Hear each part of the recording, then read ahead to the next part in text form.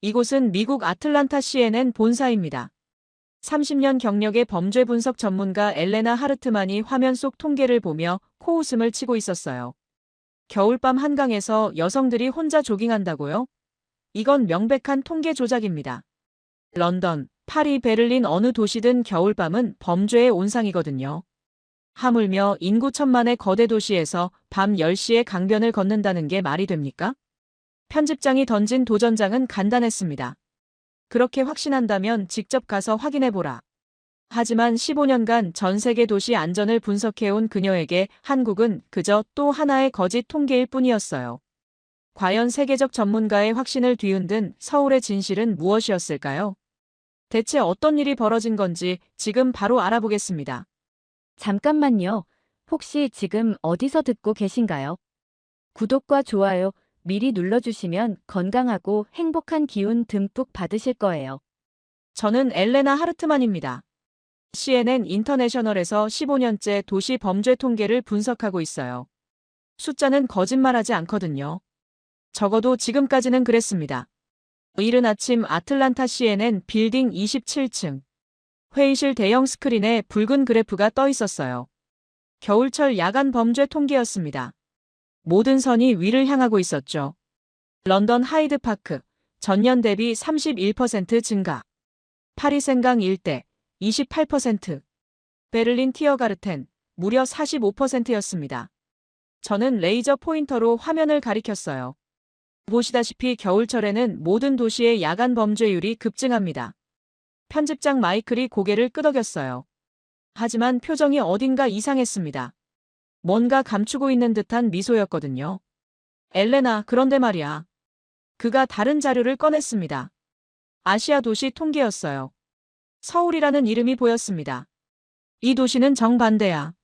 제 손이 멈췄어요. 서울의 겨울철 야간 범죄 통계가 화면에 떠올랐습니다. 하강 곡선이었어요. 말도 안 되는 수치였습니다. 데이터 오류겠죠. 저는 단호하게 말했어요. 15년 경험상 이런 수치는 불가능했거든요. 겨울밤이 안전한 도시는 존재하지 않습니다. 마이클이 다른 자료를 더 펼쳤어요. 한강공원 야간 이용자 수, 여성 혼자 조깅 빈도, 심야 자전거 이용률. 모든 지표가 상식을 벗어나 있었습니다. 정말 이상하지. 저는 어이가 없었어요. 제 여동생 리사가 떠올랐습니다. 3년 전 바르셀로나에서 일어난 그 끔찍한 밤. 안전하다던 람블라스 거리에서 리사는 납치당했어요. 편집장님, 이런 통계는 조작된 겁니다. 목소리가 떨렸어요. 그때부터 저는 도시의 밤을 절대 믿지 않게 됐거든요. 특히 겨울밤은 더욱 위험했습니다. 그렇게 확신한다면 직접 가서 확인해봐. 마이클의 제안에 회의실이 조용해졌어요. 동료들이 저를 바라봤습니다. 저는 가슴이 뛰었어요. 한국 정부에서 공식 초청장을 보내왔어. 겨울 한강의 야간 안전 시스템을 취재해달라고. 정말 뻔한 홍보용 연출이었습니다. 하지만 그 거짓말을 폭로하는 것도 제 일이었죠. 좋습니다. 가서 진실을 밝혀오겠어요. 저는 가방을 챙기며 일어났습니다. 창밖으로 아틀란타의 12월이 보였어요. 오후 4시인데도 벌써 어두워지고 있었습니다. 거리에는 사람들이 분주하게 걸어가고 있었어요. 모두 집으로 서둘러 돌아가는 모습이었습니다. 겨울밤이 시작되면 이 도시도 위험해집니다. 센트럴파크 근처는 특히 조심해야 하죠. 지하철역 주변도 마찬가지고요. 제 스마트폰으로 서울 관련 자료를 검색했어요. 인구 1,000만의 거대 도시. 당연히 범죄율도 높을 거라고 생각했습니다. 하지만 검색 결과는 이상했어요. 야간 여성 안전도 세계 2위. 지하철 심야 운행 중 사건 사고 거의 제로. 한강공원 24시간 개방에도 불구하고 범죄율 최저. 말이 되지 않아. 저는 중얼거리며 고개를 저었습니다. 통계는 조작될 수 있어요. 하지만 현실은 속일 수 없죠. 2주 후면 모든 거짓이 드러날 겁니다. 집으로 돌아가는 지하철에서 저는 다시 생각했어요. 만약 정말 그런 도시가 존재한다면 어떨까요? 겨울밤에도 안전한 곳이 있다면. 하지만 곧 고개를 저었습니다. 그런 곳은 없어요. 제가 15년간 확인한 사실이었거든요. 아파트에 도착해서 저녁을 먹으며 뉴스를 봤어요. 브루클린에서 또 야간 강도 사건이 발생했다는 소식이었습니다. 겨울철이 되면서 범죄가 더 흉포해지고 있다고 했어요. 역시나 저는 리모컨을 끄고 노트북을 열었습니다. 서울 관련 자료를 더 찾아봤어요. 하지만 찾으면 찾을수록 더 의심스러웠습니다. 너무 완벽한 통계였어요. 마치 누군가 의도적으로 만든 것 같았습니다. 연출된 평화로운 모습일 가능성이 높았죠. 창밖으로 아틀란타의 밤이 보였어요. 네온 사인이 화려하게 빛나고 있었지만 거리는 이미 한산해졌습니다. 오후 8시만 되어도 사람들은 집 안으로 숨어들어요. 저는 서랍에서 여동생 사진을 꺼냈습니다.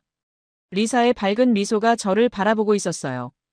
그날 밤만 아니었다면 지금도 이렇게 웃고 있을 텐데. 리사야, 언니가 진실을 밝혀낼게. 저는 사진을 가슴에 꼭 안았습니다. 서울이라는 도시가 얼마나 위험한 곳인지 세상에 알리겠어요. 겨울밤에 안전한 도시는 존재하지 않습니다. 다음 주면 그 증거를 가지고 돌아올 거예요. 숫자가 거짓말할 수는 있지만 현실은 다르거든요. 진짜 서울의 모습을 보여드리겠습니다. 인천공항행 비행기 창밖으로 눈 덮인 태평양이 보였어요. 12월의 하늘은 잿빛이었습니다. 저는 기내에서 메모장에 적었어요. 겨울밤 강변 최고 위험 조건. 옆자리에 소피아 뉘베리가 말했습니다. 긴장하고 있네. 소피아는 스웨덴 출신 다큐멘터리 감독이에요. 서울에서 1년간 살았던 경험이 있어서 이번 취재에 동행하게 됐습니다. 하지만 저는 그녀의 시각을 신뢰하지 않았어요. 긴장이 아니라 준비하는 거예요. 저는 태블릿을 꺼내 자료를 정리했습니다.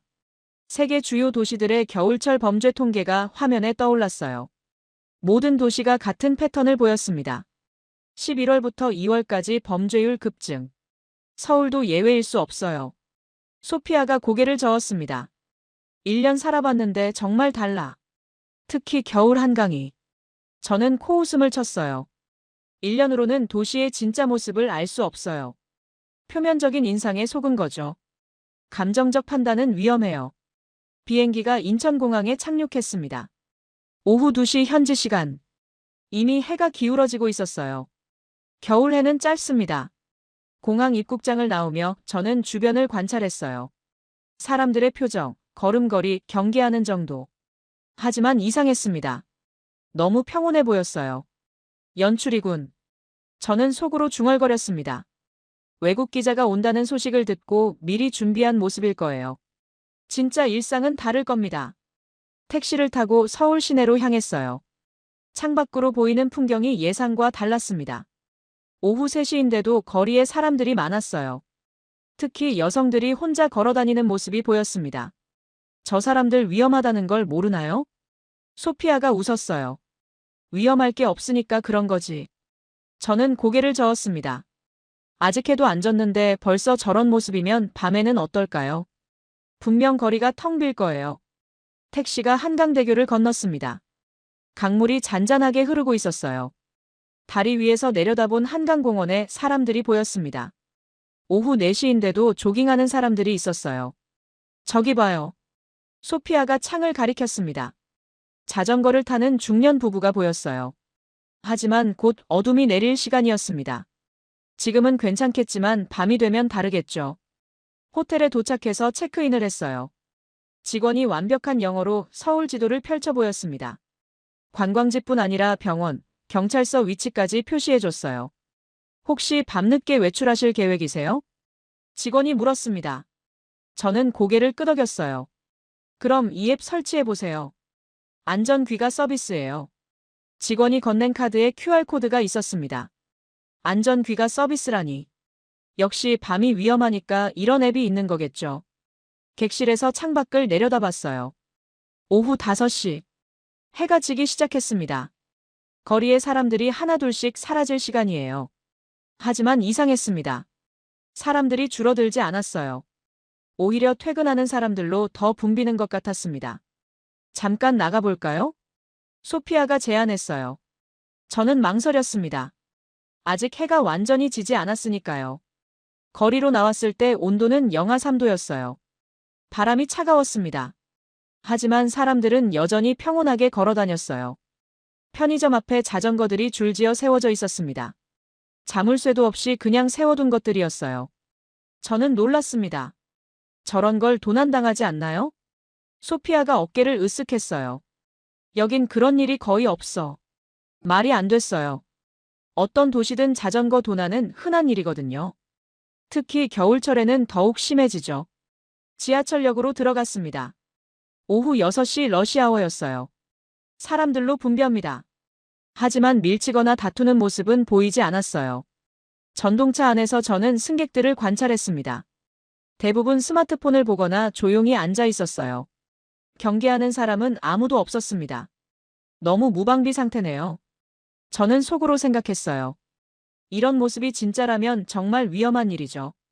방심하다가 사고당할 수 있어요. 호텔로 돌아오는 길이었습니다. 오후 7시. 이제 본격적인 밤이 시작될 시간이에요. 거리가 어떻게 변할지 궁금했습니다. 하지만 예상과 달랐어요. 사람들이 더 많이 나왔습니다. 식당가로 향하는 사람들, 카페에서 나오는 커플들. 마치 낮과 다를 바 없는 모습이었어요. 정말 이상하네요. 저는 중얼거렸습니다. 소피아가 저를 바라봤어요. 뭐가 이상해? 이 시간에 이렇게 많은 사람들이 밖에 있다는 게요. 소피아가 웃었습니다. 여긴 원래 그래. 밤이 무서운 시간이 아니거든. 저는 그 말을 믿을 수 없었어요. 분명 무언가 숨겨진 진실이 있을 거예요. 내일 밤 한강에 가면 알 수 있겠죠. 방에 돌아와서 저는 일기를 썼습니다. 첫날 관찰 표면적으로는 평화로워 보임. 하지만 진짜 테스트는 내일 밤. 겨울 한강에서 진실이 드러날 것. 창밖으로 서울의 밤이 보였어요.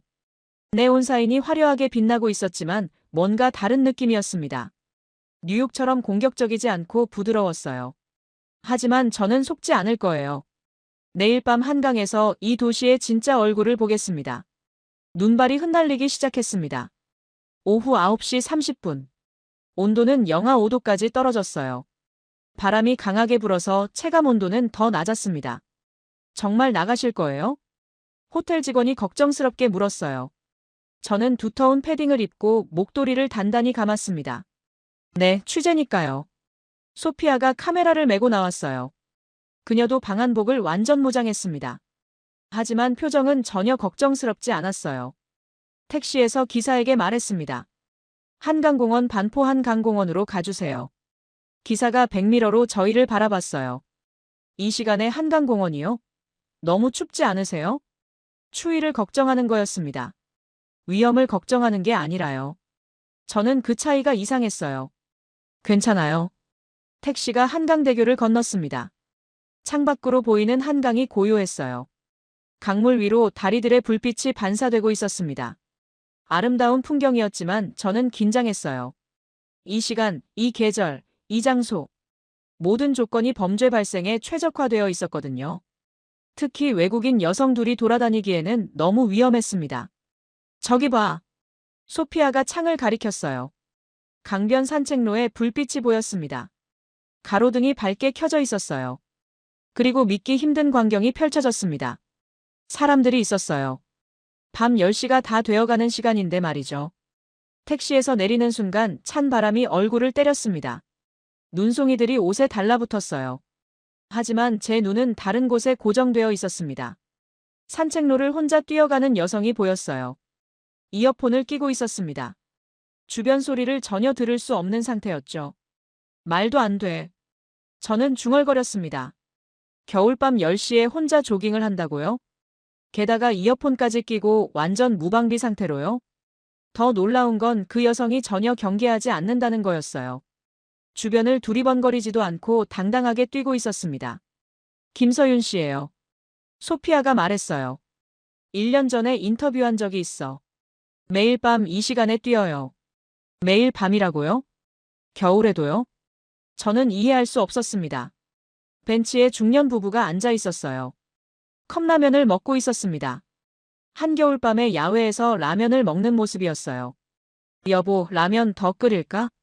남편이 물었습니다. 부인이 고개를 끄덕였어요. 응, 겨울 라면이 더 맛있어. 저는 그들에게 다가갔습니다. 실례합니다. 혹시 위험하지 않나요? 부부가 저를 바라봤어요. 위험하다고요? 이 시간에 야외에 계시면 남편이 웃었습니다. 여기서 뭐가 위험해요? 오히려 겨울이 더 좋아요. 조용해서. 저는 할 말을 잃었어요. 이 사람들에게는 밤이 위험하다는 개념이 없는 것 같았습니다. 강변을 따라 걷기 시작했어요. 곳곳에 사람들이 있었습니다. 자전거를 타는 사람, 강아지를 산책시키는 사람들. 모두 자연스럽게 겨울밤을 즐기고 있었어요. 이게 정상인가요? 저는 소피아에게 물었습니다. 그녀가 고개를 끄덕였어요. 여긴 원래 이래. 밤이 특별한 시간이 아니거든. 편의점이 보였습니다. 문이 활짝 열려 있었어요. 24시간 운영 표시가 붙어 있었습니다. 알바생이 혼자서 일하고 있었어요. 저런 곳도 안전한가요? 저는 놀랐습니다. 심야 시간 편의점은 강도의 표적 1순위거든요. 특히 한겨울밤에는 더욱 위험해요. 편의점에 들어가서 따뜻한 음료를 샀습니다. 알바생이 영어로 말했어요. 추우시죠? 이거 드세요. 핫팩을 하나 더 주었습니다. 별다른 데가 없이 그냥 친절이었어요. 고마워요. 저는 영어로 대답했습니다. 그런데 알바생이 또 말했어요. 한강 처음이세요? 야경 정말 예뻐요. 저는 의외였습니다. 이 시간에 관광을 권하다니요. 보통이라면 빨리 돌아가라고 할 텐데 말이죠. 편의점을 나와서 계속 걸었어요. 강변 데크에 벤치들이 있었습니다. 그중 하나에 노인이 혼자 앉아 있었어요. 눈이 옷에 쌓이고 있는데도 태연하게 앉아 계셨습니다. 한 손에는 따뜻한 커피를 들고 계셨어요. 저희가 지나가자 노인이 말씀하셨습니다. 추우시면 이거라도 드세요. 따뜻한 커피 한 잔을 건네주셨어요. 저는 당황했습니다. 괜찮습니다. 감사하지만. 아니야, 그냥 받아. 추운데 뭘. 노인의 말투에서 진심이 느껴졌어요. 계산도 조건도 없는 순수한 호의였습니다. 저는 커피를 받아들었어요. 고맙습니다. 노인이 웃으셨습니다. 외국에서 오셨구나. 한국 어때요? 아직 잘 모르겠어요. 천천히 보면 좋은 점들이 많이 보일 거야. 그 순간 제 마음에 작은 변화가 일었어요. 이상했습니다. 이런 상황이 이해되지 않았어요.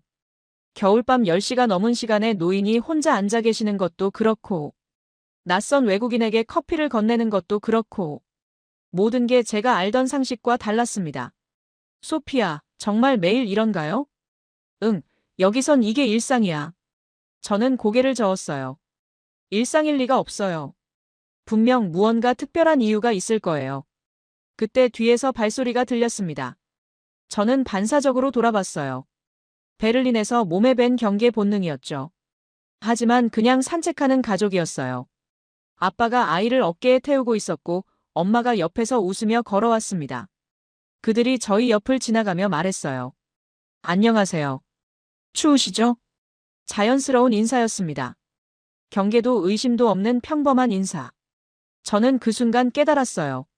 제가 지금까지 경계했던 건 이 사람들에게는 전혀 위험이 아니었습니다.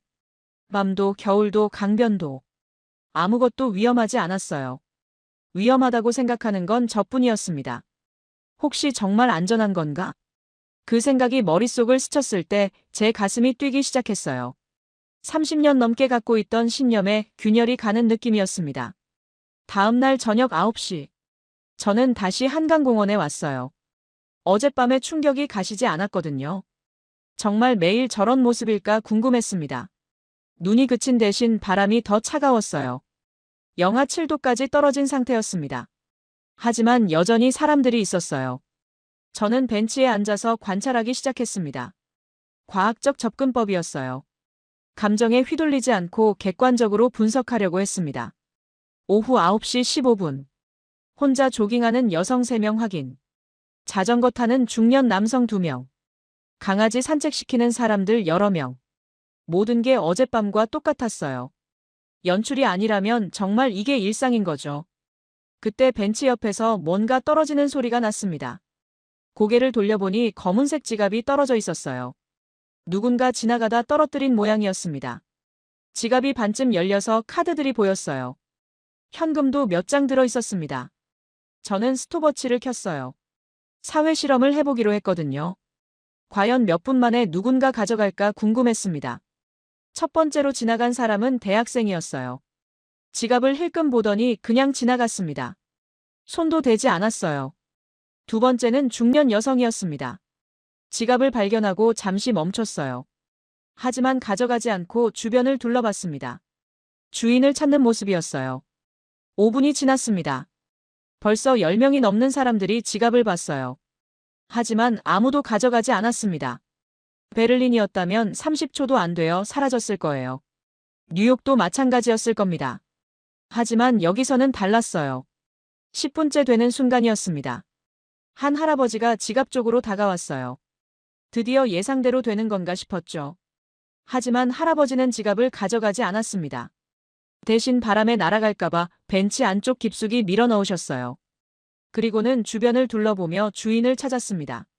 저는 숨이 막혔어요. 이런 일이 정말 가능한 거였나요? 할아버지가 저에게 다가왔어요. 혹시 저 지갑 주인 아세요? 아니요. 저도 방금 봤어요. 그럼 경찰서에 신고해야겠네. 할아버지는 스마트폰을 꺼내 112에 전화했어요. 지갑 습득 신고를 하시는 거였습니다. 그때 뒤에서 차분한 목소리가 들렸어요. 신고하지 마세요. 제가 처리하겠습니다. 돌아보니 50대 중반의 남성이 서 있었어요. 단정한 정장에 온화한 표정이었습니다. 박진호입니다. 한강공원 담당 경정이죠. 그가 명함을 건넸어요. 한글과 영어가 함께 인쇄된 깔끔한 명함이었습니다. 취재 나오셨다고 들었어요. 어떠세요? 저는 지갑을 가리켰습니다. 저 지갑, 정말 아무도 가져가지 않을 거라고 확신하세요? 박경정이 잔잔하게 웃었어요. 확신한다기보다는 그게 여기 사람들 마음이거든요. 마음이요? 네. 저 지갑 주인도 누군가의 가족이잖아요. 아버지일 수도 있고 아들일 수도 있고요. 박경정의 말에 뭔가 가슴이 뜨거워졌어요. 그 사람이 걱정하고 있을 거란 걸 다들 알고 있어요. 그래서 건드리지 않는 거죠. 저는 이해하려고 노력했습니다. 하지만 여전히 납득되지 않았어요. 하지만 시스템이 있어야 하잖아요. 통제 장치나 처벌 규정 같은. 박경정이 고개를 저었어요.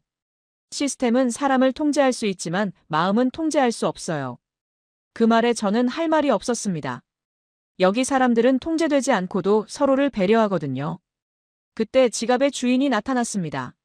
30대 직장인으로 보이는 남성이 허겁지겁 뛰어왔어요. 지갑이 그 자리에 그대로 있는 걸 보고 안도의 한숨을 쉬었습니다. 할아버지가 다가가서 말했어요. 아이고, 얼마나 놀랐겠어요. 바람에 날아갈까봐 안쪽으로 밀어뒀어요. 고맙습니다. 정말 고맙습니다. 남성이 깊이 인사했어요. 할아버지는 그저 손을 흔들며 가셨습니다. 저는 그 모든 과정을 말없이 지켜봤어요. 가슴 한쪽이 이상하게 뜨거워왔습니다. 박경정이 조용히 말했어요. 수치와 통계도 중요하지만 결국 도시를 만드는 건 사람이에요. 그리고 그 사람들의 마음이죠. 저는 아무 말도 할 수 없었습니다. 30년 넘게 품고 살던 신념이 흔들리는 느낌이었어요. 혹시 내일 시간 되시면 더 자세한 이야기를 나눠볼까요? 박경정의 제안에 저는 고개를 끄덕였습니다. 더 많은 것들을 알고 싶어졌거든요. 강바람이 불어왔어요. 한강의 물소리와 함께 따뜻한 기운이 전해져 왔습니다. 이상하게도 두려움 대신 평온함이 느껴졌어요. 지갑 하나로 이렇게 많은 걸 볼 줄 몰랐어요. 소피아가 말했어요. 저도 동감했습니다. 하나의 지갑이었지만 그 안에 이 도시의 마음이 담겨 있었어요. 통제가 아닌 신뢰로 움직이는 도시. 법이 아닌 정으로 지켜지는 공간. 제 안에 견고했던 벽에 조금 더 큰 구멍이 뚫린 기분이었습니다. 혹시 제가 틀렸던 걸까요? 30년 넘게 믿어온 상식이 여기서는 통하지 않는 건가요? 밤바람 속에서 저는 계속 생각했어요. 이 도시에는 제가 모르는 무언가가 있다는 걸 인정하기 시작했습니다. 사흘째 되는 날 밤 10시. 저희는 한강공원 근처 작은 식당에서 늦은 저녁을 먹고 있었어요. 따뜻한 김치찌개가 몸을 녹여줬습니다. 창밖으로는 여전히 사람들이 산책하는 모습이 보였어요. 정말 신기해. 소피아가 중얼거렸어요. 독일에서도 스웨덴에서도 이런 풍경은 본 적이 없었거든요. 그때 갑자기 소피아가 얼굴을 찡그렸어요. 아, 배가 너무 아파. 순식간에 그녀의 얼굴이 새하얗게 변했습니다. 식은땀이 흘러내렸어요. 급성 복통이 분명했습니다. 저는 당황해서 스마트폰을 꺼냈어요. 119에 전화를 걸었습니다. 혹시 영어가 안 통하면 어쩌나 걱정했는데 놀랍게도 유창한 영어가 들렸어요. 응급상황센터입니다. 어떤 도움이 필요하세요? 제 동료가 갑작스런 복통을 호소하고 있어요.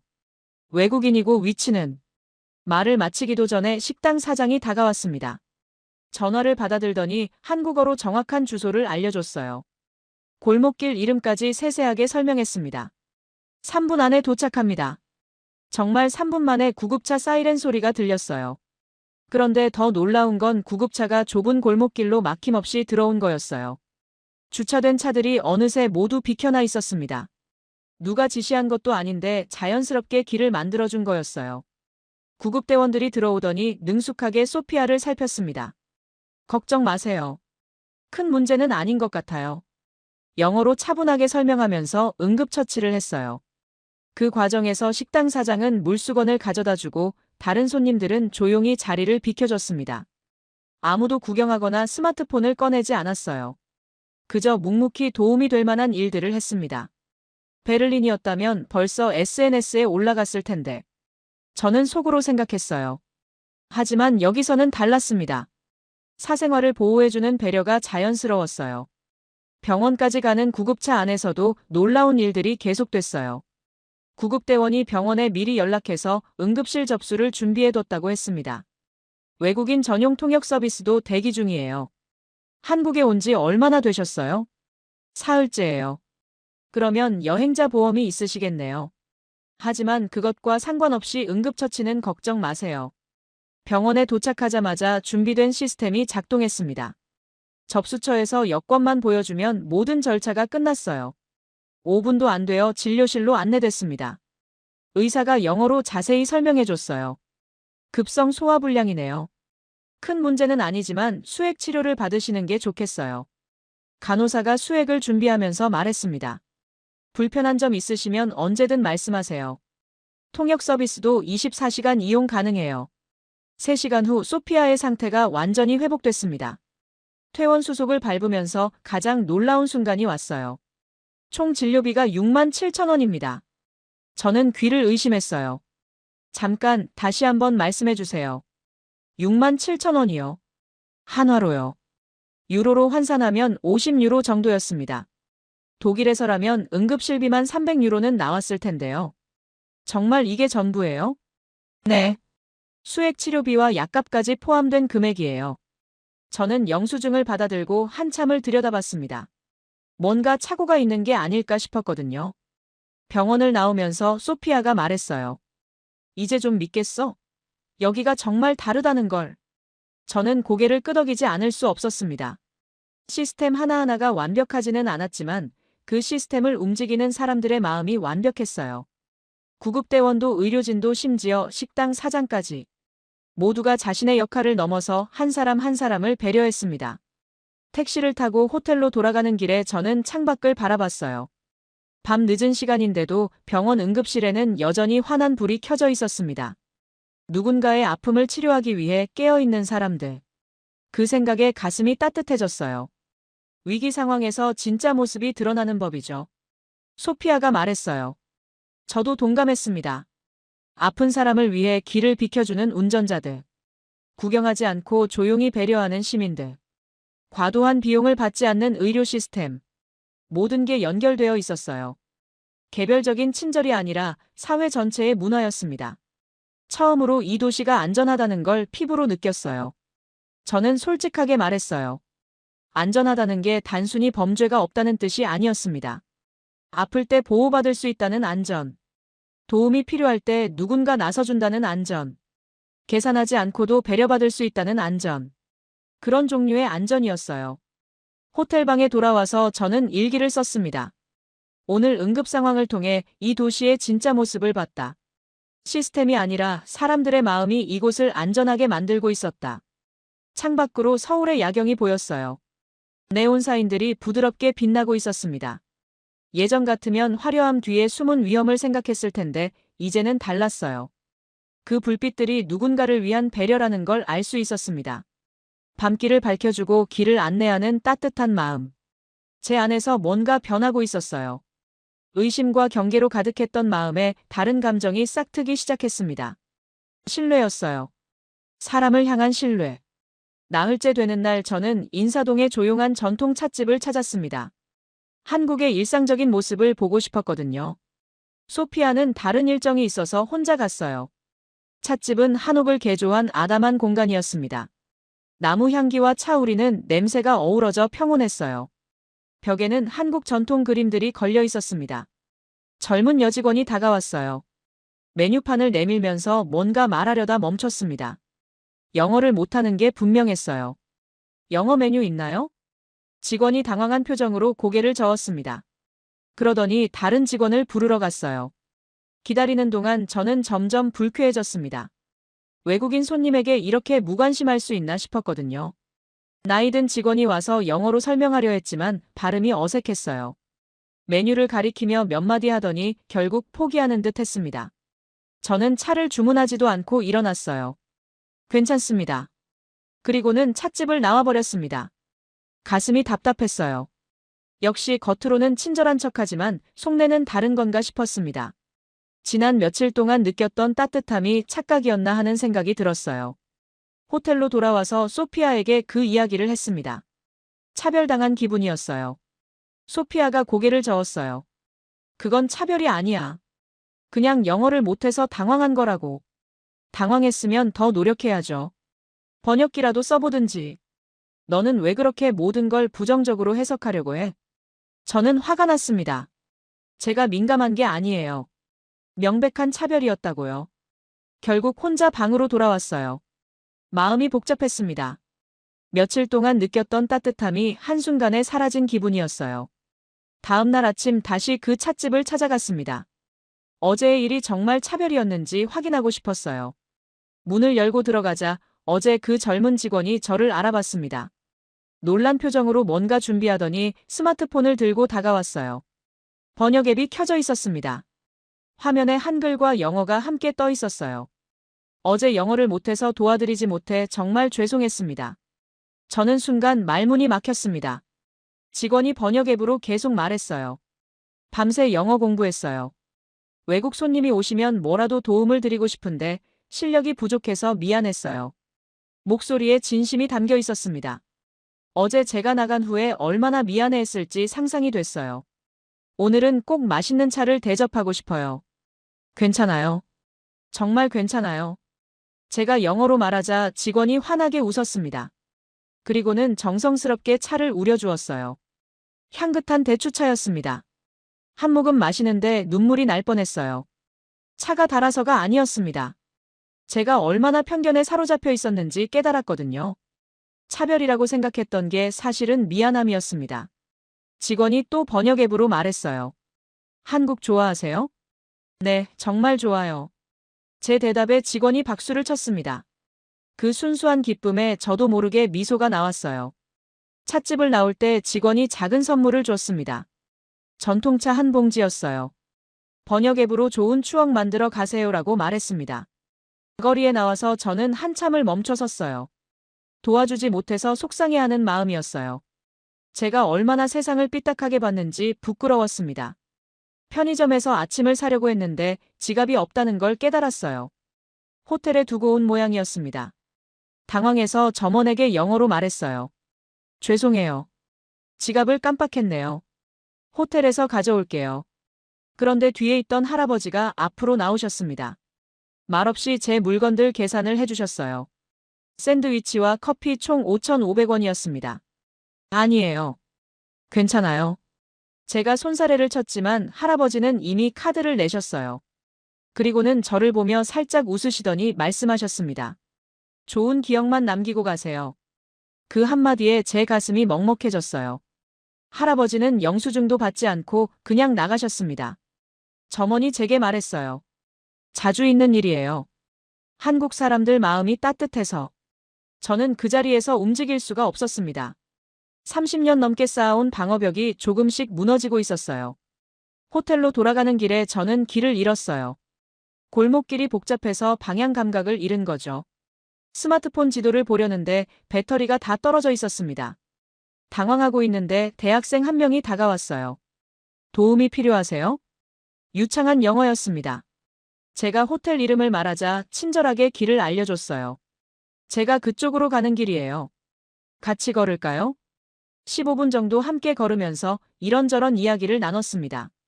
한국 문화에 대한 것들, 서울의 매력에 대한 것들. 그 학생의 눈에는 자신의 나라에 대한 자부심이 가득했어요. 하지만 과하지 않고 자연스러웠습니다. 한국에서 좋은 경험하고 계세요? 네, 정말요. 그럼 다행이에요. 처음엔 낯설 수도 있는데 시간이 지나면 더 좋아하실 거예요. 호텔 근처에 도착했을 때 그 학생이 말했어요. 혹시 더 궁금한 거 있으면 언제든 물어보세요. 연락처를 주고 갔습니다. 계산도 조건도 없는 순수한 호의였어요. 방에 돌아와서 저는 거울을 봤습니다. 며칠 전과는 다른 제 모습이 보였어요. 경계하고 의심하던 표정이 부드러워져 있었습니다. 차별이라고 생각했던 게 실은 배려였구나. 저는 중얼거렸습니다. 영어를 못해서 미안해하는 마음. 외국인을 제대로 대접하지 못해서 속상해하는 마음. 그런 마음들을 저는 차별로 해석했어요. 제 편견이 만든 오해였습니다. 창밖으로 서울의 오후가 보였어요. 사람들이 분주하지만 여유롭게 움직이고 있었습니다. 모든 것이 조화롭게 돌아가는 도시. 제 마음도 그렇게 조화를 찾아가고 있었어요. 의심 대신 신뢰를, 경계 대신 열린 마음을. 여섯째 날 저녁. 저는 반포 한강공원의 다른 구역을 걸어보기로 했어요. 이제 한강이 무섭지 않았거든요. 오히려 편안한 공간이 되어 있었습니다. 오후 8시. 해는 이미 진 상태였지만 공원에는 여전히 사람들이 있었어요. 이제는 그 모습이 자연스럽게 느껴졌습니다. 자전거 도로를 따라 걷는데 뒤에서 바퀴 굴러가는 소리가 났어요. 돌아보니 10살 정도 되어 보이는 남자아이가 자전거를 끌고 오고 있었습니다. 아이는 혼자였어요. 이 시간에 아이가 혼자 나와 있다는 게 신기했습니다. 안녕하세요. 아이가 먼저 인사를 했어요. 한국어였지만 정중한 톤이 느껴졌습니다. 안녕하세요. 저도 한국어로 인사했어요. 며칠 동안 배운 몇 안 되는 한국어 중 하나였습니다. 아이가 영어로 말했어요. 외국인이세요? 관광 오셨어요? 발음이 또박또박했습니다. 초등학생이 이 정도로 영어를 한다는 게 놀라웠어요. 네, 미국에서 왔어요. 너는 혼자 나왔니? 네, 자전거 연습하고 있어요. 아이가 자전거를 가리켰습니다. 보조바퀴가 없는 일반 자전거였어요. 이 시간에 연습해도 괜찮아? 제가 물었을 때 아이의 반응이 의외였어요. 고개를 갸우뚱하며 되물었습니다. 이 시간이요? 왜요? 밤이니까. 밤이면 어때요? 아이의 질문에 저는 할 말을 잃었어요. 이 아이에게는 밤이 위험하다는 개념 자체가 없는 것 같았습니다. 혹시 무섭지 않니? 혼자 있어도? 아이가 더욱 고개를 갸우뚱했어요. 여기서요? 왜 무서워요? 그 순간 저는 큰 충격을 받았어요. 이 아이에게는 밤위험이라는 공식이 성립하지 않았습니다. 부모님은 뭐라고 안 하세요? 엄마가 자전거 배우라고 했어요. 넘어져도 다치지 않게 조심하라고 했고요. 조심하라는 말이 범죄나 위험 인물에 대한 것이 아니었어요. 단지 자전거에서 넘어지지 않게 하라는 뜻이었습니다. 아이가 다시 자전거에 올라탔어요. 조금 비틀거렸지만 포기하지 않았습니다. 저는 그 모습을 지켜봤어요. 힘들면 내일 하면 되잖아. 괜찮아요. 여기서 연습하면 집중이 잘 돼요. 집중이 잘 돼? 네, 조용해서요. 아이의 대답에 저는 또 한 번 놀랐어요. 밤의 한강이 이 아이에게는 조용한 연습 공간이었습니다. 무서운 곳이 아니라 편안한 곳이었어요. 그때 아이가 넘어졌어요. 무릎이 살짝 까졌습니다. 저는 달려가서 아이를 일으켰어요. 괜찮니? 아프지? 아이가 웃으며 일어났어요. 괜찮아요. 이 정도는 아무것도 아니에요. 그리고는 바로 다시 자전거에 올라탔습니다. 포기할 생각이 전혀 없어 보였어요.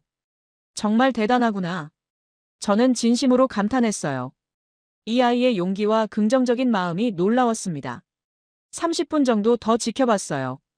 아이는 계속 연습했고 점점 나아지고 있었습니다. 중간에 넘어져도 금세 일어났어요. 이제 꽤 잘 타는구나. 네. 내일이면 완전히 탈 수 있을 것 같아요. 아이의 목소리에 자신감이 가득했어요. 그 순간 저는 깨달았습니다. 이 아이가 가진 용기와 희망. 그것이 바로 이 도시를 안전하게 만드는 힘이었어요. 두려움이 없는 곳에서는 두려워할 이유도 생기지 않는 거였습니다. 누나도 자전거 탈 수 있어요? 아이가 물었어요. 저는 웃으며 고개를 끄덕였습니다. 어렸을 때 배웠어. 하지만 요즘은 잘 안 타. 왜요? 자전거 타면 기분이 좋은데. 위험할까봐. 아이가 또 고개를 갸우뚱했어요. 자전거가 위험해요? 자전거가 아니라 바퀴. 저는 말을 멈췄어요. 이 아이에게 세상이 위험하다고 말할 수 없었습니다. 그 순수한 마음을 깨뜨리고 싶지 않았어요. 아니야, 위험하지 않아. 조심하면 되니까. 아이가 환하게 웃었어요. 맞아요. 조심하면 괜찮아요.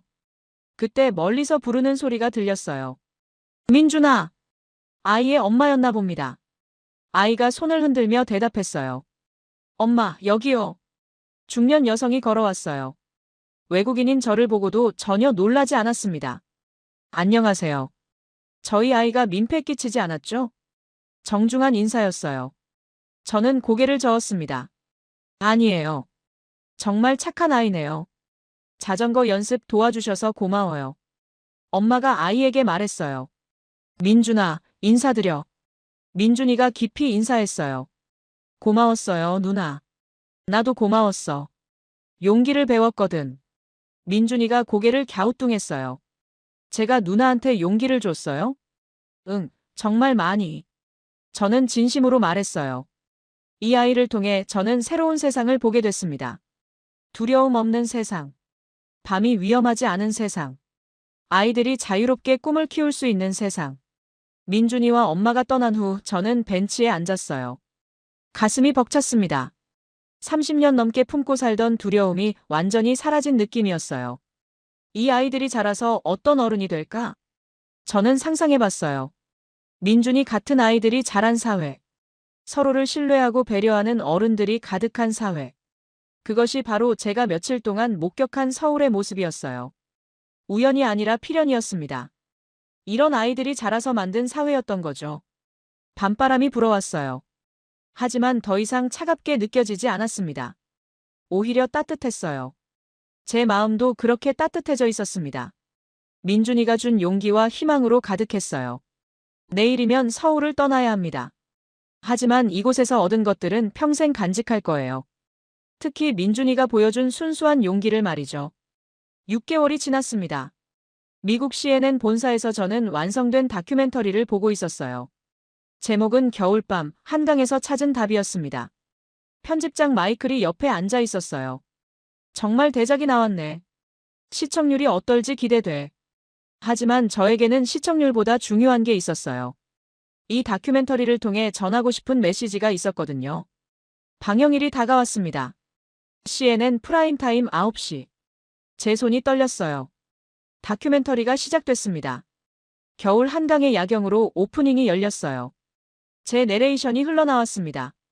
저는 30년간 도시의 범죄를 분석해왔습니다. 겨울밤이 안전한 도시는 존재하지 않는다고 믿었어요. 서울에서 그 믿음이 깨지기 전까지는 말이죠. 프로그램이 끝난 후 폭발적인 반응이 쏟아졌어요. 시청률 2.3%. CNN 다큐멘터리 역대 최고 기록이었습니다. 더 중요한 건 시청자들의 반응이었어요. 수천 개의 댓글과 이메일이 쏟아져 들어왔습니다. 정말 그런 도시가 존재하나요? 한국에 가보고 싶어졌어요. 우리 도시도 저렇게 될 수 있을까요? 유럽의 도시계획 전문가들이 연락해왔어요. 프랑스 파리시에서는 공식적으로 교류를 제안했습니다. 독일 베를린도 시민안전 시스템을 배우겠다고 했고요. 3개월 후 저는 옥스퍼드 대학교에서 강연을 했습니다. 주제는 도시 안전과 공동체 문화였어요. 500명의 청중이 모였습니다. 교수님, 정말 그런 도시가 있나요? 영화나 소설 같은 이야기 아닌가요? 한 학생이 질문했어요. 저는 잠시 침묵했습니다. 6개월 전 저라면 똑같은 질문을 했을 거예요. 있습니다. 제 대답에 강당이 조용해졌어요. 우리가 못 본 것뿐이죠. 통계와 수치로만 세상을 보려 했거든요. 스크린에 서울의 야경 사진이 떠올랐습니다. 청계천의 평화로운 모습, 한강의 겨울밤 풍경들. 하지만 진짜 중요한 건 숫자가 아니라 마음이었어요. 한 교수가 질문했습니다. 그런 문화가 어떻게 만들어진 건가요? 정이라는 감정 때문이에요. 저는 며칠 전 검색해서 알게 된 한국어 단어를 말했어요. 한국어로는 정이라고 하죠. 영어로 번역하기 어려운 단어예요. 사랑도 아니고 친절도 아닌 그냥 마음에서 우러나는 따뜻함이랄까요? 저는 서울에서 만났던 사람들을 떠올렸습니다. 박진호 경정, 찻집 직원, 할아버지, 민준이. 법과 제도보다 먼저 작동해요. 시스템이 사람을 관리하는 게 아니라 사람의 마음이 시스템을 움직이는 거죠. 강의가 끝나고 많은 사람들이 다가왔습니다. 한국에 대해 더 자세히 알고 싶다고 했어요. 서울을 직접 가보겠다는 사람들도 있었습니다. 그날 밤 호텔에서 저는 박진호 경정에게 이메일을 보냈습니다. 당신이 말씀하신 정을 조금씩 이해하게 됐어요. 감사합니다. 일주일 후 답장이 왔습니다. 언제든 다시 오세요. 서울이 기다리고 있어요. 민준이도 자전거를 완전히 마스터했답니다. 저는 미소를 지었습니다. 정말 다시 가고 싶었거든요. 이번에는 분석가가 아니라 그냥 한 사람으로서 말이에요. 1년이 지난 지금, 저는 다시 서울에 와 있어요. 이번에는 취재가 아니라 휴가였습니다. 인천공항에 내리자마자 따뜻한 기운이 느껴졌어요. 첫날 밤 한강을 걸었습니다. 여전히 평화로운 모습이었어요. 하지만 이번에는 의심의 눈이 아니라 감사의 마음으로 바라봤죠. 벤치에 앉아 있는데 익숙한 목소리가 들렸어요. 누나! 돌아보니 민준이가 달려오고 있었습니다. 키가 더 큰 것 같았어요. 자전거도 새 걸로 바뀌어 있었고요. 민준아! 나 기억해? 당연하죠. 누나가 제게 용기를 줬다고 했잖아요. 민준이가 웃으며 제 옆에 앉았습니다. 이제 자전거 완전히 잘 타죠? 네. 이제 멀리까지 갈 수 있어요. 정말 대단하다. 누나도 여기서 용기를 얻었다고 했잖아요. 맞아요? 저는 고개를 끄덕였어요. 응, 정말 많이. 그 순간 제 뺨으로 눈물이 흘러내렸습니다. 민준이가 손수건을 건네며 말했어요. 괜찮아요, 누나. 기쁜 눈물이죠? 응, 정말 기쁜 눈물이야. 저는 민준이를 꼭 안아줬습니다. 이 작은 아이가 제게 준 선물이 얼마나 큰지 그 아이는 모를 거예요. 그날 저는 새로운 결심을 했습니다. 앞으로는 세상을 다르게 보겠다고. 숫자와 통계 뒤에 숨은 사람들의 마음을 보겠다고. 서울은 분명히 존재했습니다. 통계로는 설명할 수 없는 하지만 분명히 실존하는 도시. 정이 만든 기적 같은 공간. 우리가 그동안 못 본 것뿐이었어요. 편견과 선입견이라는 안개 때문에 보지 못했던 거죠. 이제 저는 압니다. 세상 어딘가에는 여전히 따뜻한 마음들이 살아 숨쉬고 있다는 것을. 그리고 그런 마음들이 모여 만든 도시가 바로 서울이라는 것을. 저는 서울에서 새로운 저를 발견했습니다. 그리고 그 새로운 저와 함께 다시 살아가고 있어요. 매일매일이 조금씩 더 따뜻해지고 있습니다. 창밖으로 한강의 겨울밤이 보여요. 여전히 사람들이 평화롭게 걸어다니고 있습니다. 이제 그 모습이 자연스럽게 느껴져요. 통계가 설명하지 못한 도시. 하지만 마음으로는 충분히 이해할 수 있는 곳. 그곳이 바로 서울이었습니다.